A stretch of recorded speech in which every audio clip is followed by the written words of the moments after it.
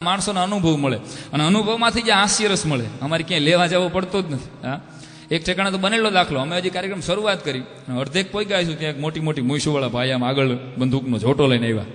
ઘડીકમાં મારી સામું જોવે, ઘડીકમાં તબલચી સામું જોવે, બે બાજુ જોવે, વળી પાસે સાનું મને બેસી જાય. હું હેઠે, અમે કલાકારો ગભરાઈ બહુ જાય, હું હેઠે ઉતરો. મેં વળી વિનંતી કરી, ભાઈ કાંઈ અમારી ભૂલ થઈ ગઈ બોલવામાં, અવિવેક થઈ ગયો, આપ કેમ અમારી સામે કતરાવ છો? મને કે તમ તારે હાંકો. તો કતરાવ છો કોને, ગોતો જ કોને? મને કે તમને લાવ્યું કોણ?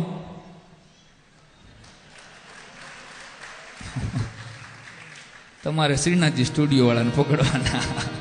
પ્રદીપભાઈ લઈ આવ્યા અમને. હા, એવા જ અમુક અમુક માણસો જ એવા. એક ઠેકાણે તો અમે ભજન ગાયું, તું રંગાઈ જાય ને રંગમાં, તું રંગાઈ જાય ને રંગમાં. વચ્ચે એક ભાઈ ઉભા થયા, એ કે તને રંગાવા શું વાંધો? લે લે ભાઈ, મેં કીધું મારો કાંઈ વાંક નથી, આ તો ભજનમાં લે ક્યારનો અમે હાંજના તુકારો કરો છો, તું રંગાઈ જાય ને રંગમાં, તું રંગાઈ જાય ને રંગમાં. પછી મેં ભાઈને પૂછ્યું ગામના, તમે કે આ ભાઈ મને કે બહુ એને બધા છે ને તમે જ કેવું, એને બહુ અમે ગામમાં આવકારો દઈએ છીએ, બધા એને માનવાચક શબ્દોથી બોલાવી. તેમાં રાતે ભજન પૂરા થયા ને 3:30 વાગે અમને સમાચાર મળ્યા કે એની ભેંસ મરી ગઈ. તો મેં કીધું હાલો આપણે ભાઈ આવ્યા હતા એને ખરખરે જતા, કારણ કે ગુસ્સે થઈને વૈયા ગયા હતા ને, ક્યાંક કોક દી નડે આપણને. એટલે અમે બધા ગયા ભેંસના ખરખરે. મેં કીધું હવે આપણે ભેંસને તુકારો નથી કરવો. મેં વળી જઈને પૂછ્યું, મેં કે આપણા ભેંસ શું બીમાર હતા? એને તમારા ભેંસ નથી કેવું, મેં આપણા ભેંસ શું બીમાર હતા. પણ કનૈયાની વાત આવી. મેં તમને કીધું ને કે ચા અને છાપું, છાપાની એક વાત સરસ મજાની યાદ આવી ગઈ, વચ્ચે સંભળાવી દઉં. શું કામ? કારણ કે વર્તમાન પત્રો છે, હું કાયમ કહેતો આવ્યો છું કે પત્રકાર અને કલાકારી સમાજનું ફેફસું છે. ભલા સમાજના બે ફેફસા છે. પત્રકાર માથે જોજો, હવારના પોરમાં તમે છાપું વાંચશો, પછી એની માથે તમે પૂર્ણ ભરોસો કરશો. એ પછી ગુજરાત સમાચાર હોય, સંદેશ હોય, આજતક હોય, આજકાલ કોઈ પણ છાપું હોય, પણ હવારના પોરમાં આપણે એની માથે ભરોસો કરીએ છીએ કે આમાં જે સમાચાર આવ્યા છે એ સાચા હશે. એનું આપણે ક્યારે ઓપરેશન પોસ્ટમોર્ટમ કરવા નથી જતા. એમ કલાકાર માથે સમાજ ભરોસો મૂકે છે. કલાકાર જે બોલતો હોય છે એ સરસ્વતીનો આરાધક છે, એ સાચું બોલતો હોય છે. ભલા માણસો, એટલે અમારી એક ફરજ થાય છે. પણ છાપું, પત્રકાર અને કલાકારની વાત કરું છું કે અત્યારે હવારના પૂરમાં છાપા તમે જોજો, એટલે પેલા પાને જથ્થાબંધ મૃત્યુના સમાચાર છે. 500 કપાઈ ગયા, 200 ઉલળી ગયા, 300 ભૂકંપમાં ગરી ગયા, મોટા મોટા તુર્કિસ્તાનમાં આમ થઈ ગયું, ઇન્ડોનેશિયામાં આમ થઈ ગયું, અફઘાનિસ્તાનમાં. પેલા પાના ઉપર જથ્થાબંધ મૃત્યુના સમાચાર અને છેલ્લા પાના ઉપર છૂટક મૃત્યુના સમાચાર. છૂટક મૃત્યુ, બેસણું ઉઠમણું, બેસણું ઉઠમણું, બેસણું ઉઠમણું, બેસણું ઉઠમણું, વચ્ચે અભિનંદન, બેસણું ઉઠમણું, બેસણું ઉઠમણું, વચ્ચે અભિનંદન હોય એમાં વચ્ચે. અને એક ભાઈએ તો બરાબર 55 વર્ષના એના હું દાદા ગુજરી ગયેલા, નીચે લઈ ગયું કે ફૂલ ગયું ને ફોરમ રહી. આને ફૂલ કહેવાય?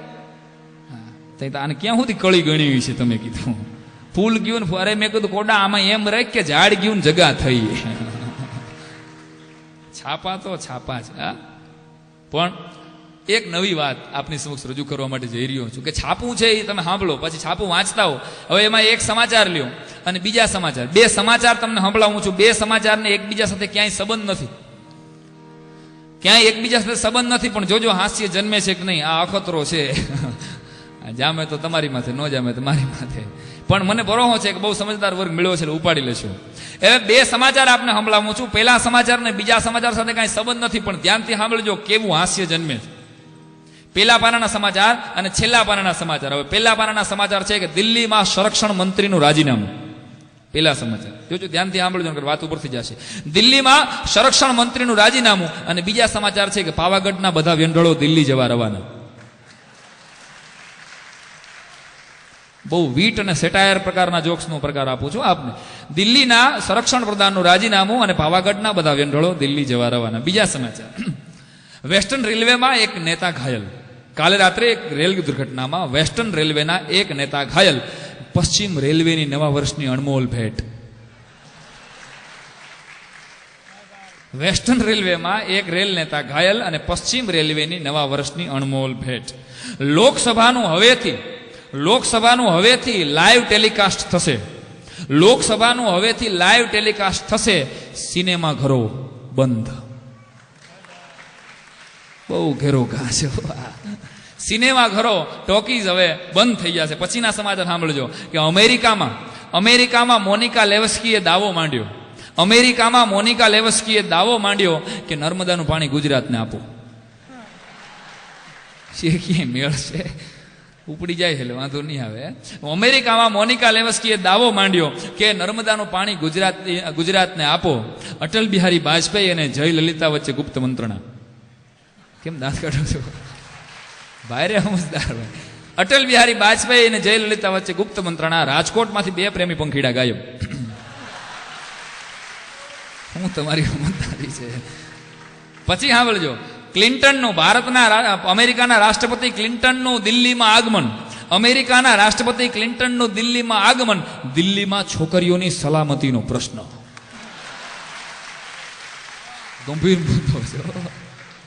અમેરિકાના રાષ્ટ્રપ્રમુખ ક્લિન્ટનનું દિલ્હીમાં આગમન. અને બીજા સમાચાર હતા કે દિલ્હીમાં છોકરીઓની સલામતીનો પ્રશ્ન. અને પછી આવા સમાચાર બહુ હોય છાપામાં કે કરીના કપૂર દિવસમાં 2 વખત નાય છે. બહુ હોય છે, જોજો તમે. આ કરીના કપૂર દિવસમાં 2 વખત નાય છે. સૌરાષ્ટ્ર ઉપર તોળાતું ભાવિ જળ સંકટ. મને લાગે અહીં સુધી હાલ્યું એટલે આગળ હાલશે પંકજભાઈ, બરાબર ને? હવે સાંભળો કે બરાબર એક રેડિયો ચાલુ છે. રેડિયામાં એક બાજુ સમાચાર આવે છે, વ્યવસ્થિત રીતે એક બાજુ સમાચાર આવે છે, બીજી બાજુ જુદા જુદા પિક્ચરના ગીત આવે છે. રેડિયો બગડી ગયો, ક્યાંક ડાયરો આવે, ક્યાંક ભજન આવે, ક્યાંક લગ્ન ગીત આવે, ક્યાંક પિક્ચરનું ગીત આવે. આ વીટ કોમેડીની એક આઈટમ છે, પણ હવે પહેલી વખત સુતલી બોમ્બમાં તમારી સમક્ષ રજૂ કરવા માટે જઈ રહ્યો. પણ સમાચારમાં મજા આવી એટલે ગીતોની આગળ રેડિયોમાં સંભળાવું કે એક બાજુ સમાચાર હાલે છે અને બીજી બાજુ ગીત હાલે છે. ગીતને અને સમાચારને ક્યાંય સંબંધ નથી, પણ હાસ્ય નિર્દોષ ક્યાં જન્મે સાંભળજો. અમેરિકાના રાષ્ટ્રપ્રમુખ, સમાચાર આવે છે, અમેરિકાના રાષ્ટ્રપ્રમુખ જ્યોર્જ ડબલ્યુ બુશે ઓસામા બિન લાદેનને કહ્યું હતું કે આજા રે અબ મેરા દિલ रो रो के बदनाम न हो प्यार मेरा आजा रे. બીજા સમાચાર પકડજો. અલ જઝીરાને આપેલ એક વિડીયો ટેપ મુજબ ઓસામા બિન લાદેને સ્પષ્ટ જણાવ્યું હતું કે મેરે હાથો મેં નો ચૂડિયા,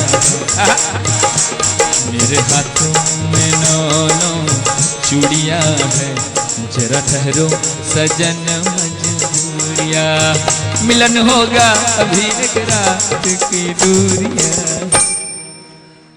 વર્લ્ડ ટ્રેડ સેન્ટર ઉપર થયેલા હુમલા માટે, વર્લ્ડ ટ્રેડ સેન્ટર ઉપર થયેલા હુમલા માટે ભારતના વડાપ્રધાન શ્રી અટલ બિહારી વાજપેયીએ જ્યોર્જ ડબલ્યુ બુશને દિલસોજી વ્યક્ત કરી હતી કે કોઈ જબ તુમ્હારા હૃદય